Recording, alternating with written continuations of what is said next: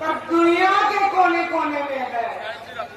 और यह आपने, हम सब ने मिलकर के, इस देश के किसानों ने मिलकर के, इस देश के मजदूरों ने मिलकर के और इस देश के तमाम मेहनत कशों ने, जैसे कि 8 तारीख को दिखला दिया देश के कोने कोने में और दुनिया के कोने कोने में हमारे हिंदुस्तानी भाई बहन कि हम सब एक हैं और हम सरकार को यह संदेश देना चाहते हैं कि यह जो सरकार की मनमानी, जिस तरह से ये कानून, जन विरोधी कानून पास करने किए हुए हैं, ये हमें मंजूर नहीं है, हम इसको स्वीकार नहीं करते। साथियों, आज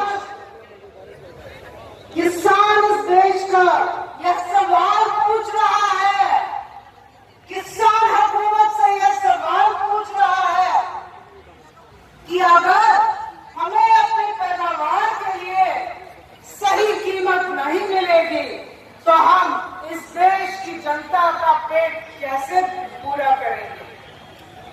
किसान किसानी कैसे करेगा अगर उसको अपनी पैदावार के लिए कम से कम वो कीमत ना मिले जो अपनी देखभाल कर सके और आगे फिर किसानी, आगे फिर खेती कर सके।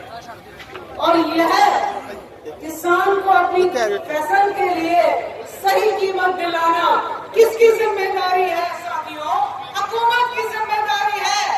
और अगर हुकूमत ये जिम्मेदारी नहीं पूरा करती है, अगर हुकूमत 99% को एक तरफ रख के 1% बड़े बड़े कारपोरेट घरानों, टाटा अंबानी की मैनेजरी करने के लिए बैठी है, तो आज साथियों इस सरकार को सत्ता पर बैठने का कोई हक नहीं है।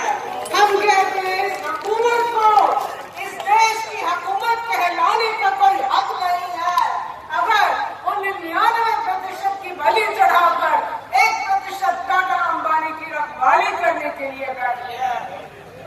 बहनों भाइयों, हमारा जो आज ये संघर्ष है, जो आंदोलन है, वो इसलिए भी दुनिया में सुर्खियों पर है क्योंकि एक बहुत बड़ा सवाल खड़ा करता है इस देश में और दुनिया में कि कैसी जमहूरियत है ये, कैसी जमहूरियत है ये जो कहती है कि आप चुन के सरकार बिठाते हो और वो सरकार खुलेआम 99% मेहनत कशा लोगों, 99% आबादी को एक तरफ करके 1% बड़े बड़े टाटा अंबानी कारपोरेट घरानों की रखवाली करने के लिए बैठी है।